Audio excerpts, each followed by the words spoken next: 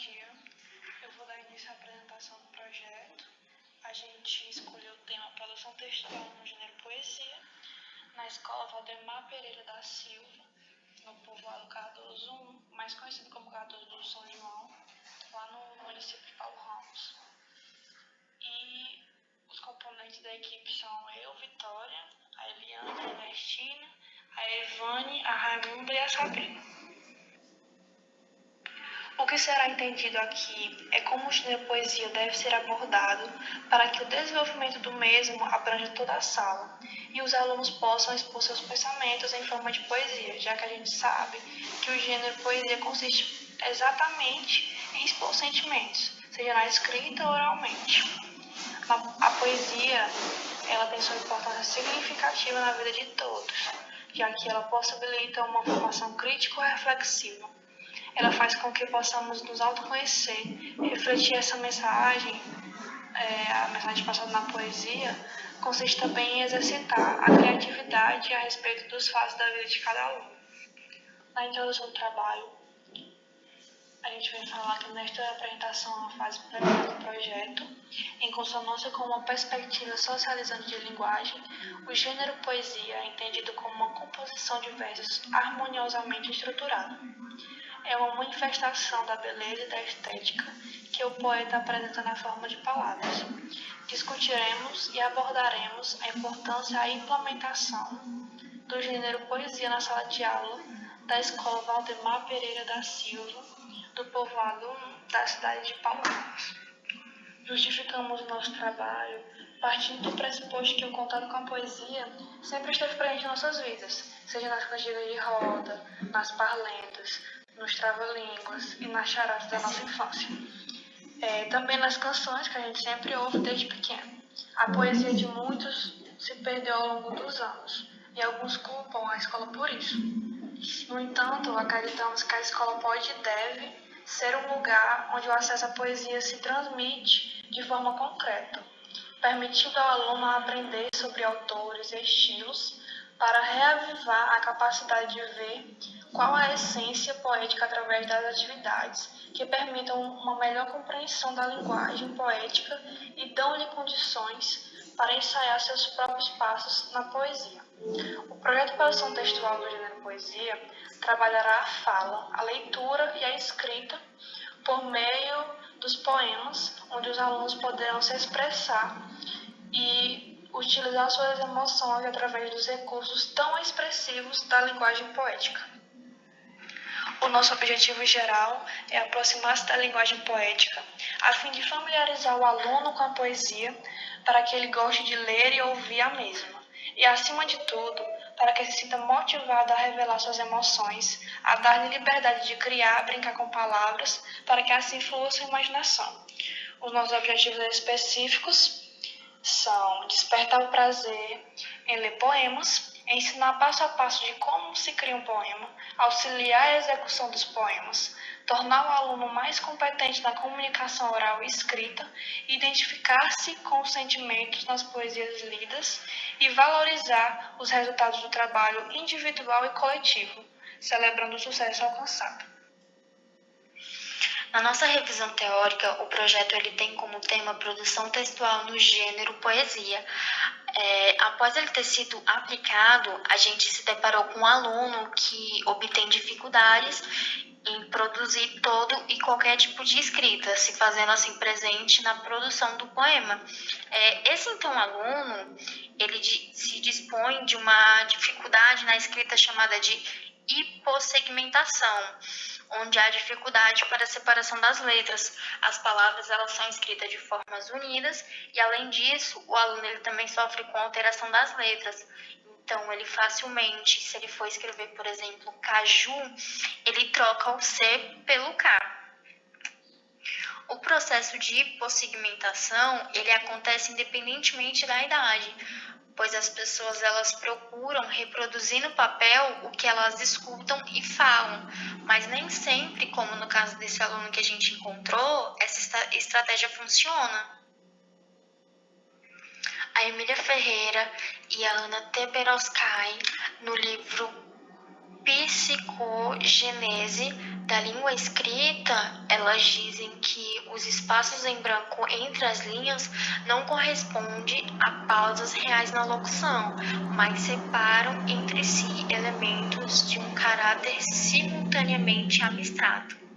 Para poder solucionar esse problema com sucesso, a professora Marli Barbosa, que é professora na Escola Antônio Carlos de Andrade e Silva, em São Paulo, e é formadora de professores do programa Ler e Escrever da Secretaria de Educação do Estado de São Paulo, ela sugere que nós devemos trabalhar com ditado em focalização, entregando uma adivinha para os estudantes lerem e recomendando que eles observem as palavras e antecipem os erros que podem cometer quando tiverem que escrevê-las. Ela também diz para a gente pedir para que eles guardem o texto e dite o que está escrito nele. Pois ela diz que a chance de antecipar abre espaço para a reflexão e dá oportunidade da turma ficar mais atenta. Ela recomenda também que use o nome dos estudantes, porque, por exemplo, eles sabem que um colega se chama Raul, mas eles não podem escrever da forma que eles falam. Embora cabe ao professor propor algumas expressões para iniciar a lista e pedir sugestões do grupo para complementá-la.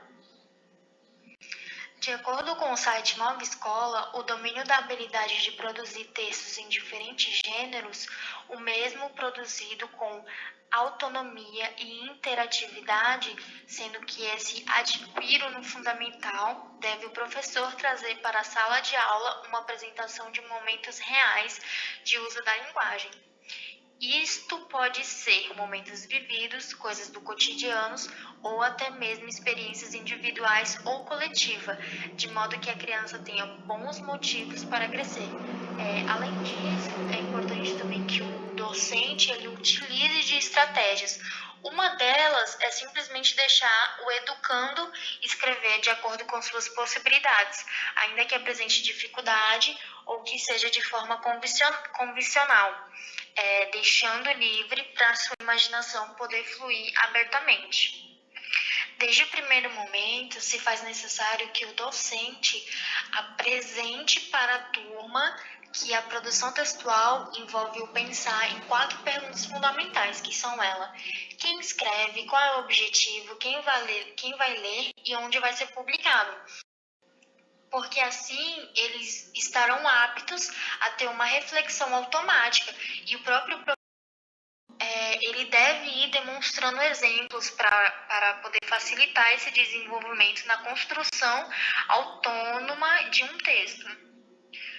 Com base nessas informações, foi colocado em prática um resumo apresentado como mapa mental para poder instruir os estudantes a desenvolverem mais um pouco de sua imaginação.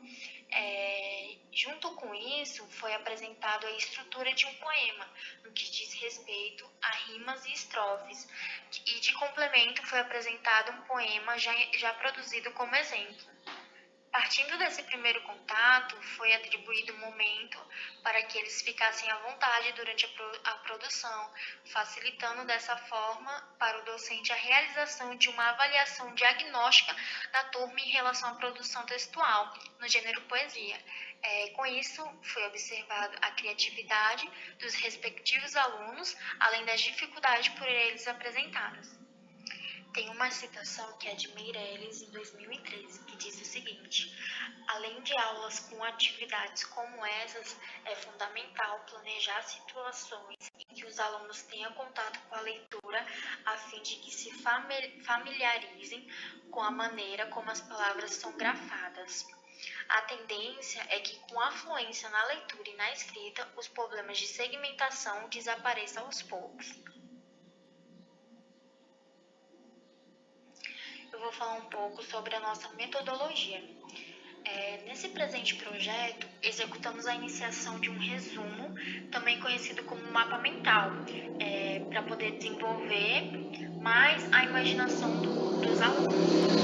Como a professora já havia iniciado a explicação sobre poemas, resolvemos então ensinar como é criado o passo a passo, a estruturar e a escrever um poema.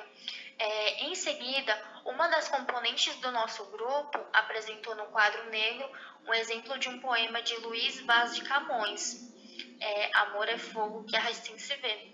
Ele, como a gente sabe, um dos maiores escritores portugueses de todos os tempos, né? O famoso poema ele foi publicado na segunda edição de Obras Rimas, lançado em 1598. Após isso, acompanhamos e auxiliamos os alunos na execução de seus poemas, só que devido à falta de aparelho na escola, nós substituímos o slide por papéis impressos, mas com êxito conseguimos obter a mesma efetividade.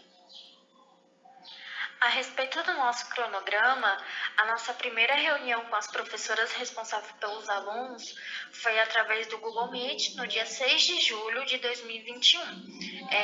Nós tivemos a segunda reunião com as professoras no dia 14 de julho de 2021, através também do Google Meet, com o auxílio do WhatsApp, com a finalidade de planejar como seria aplicado o então presente projeto.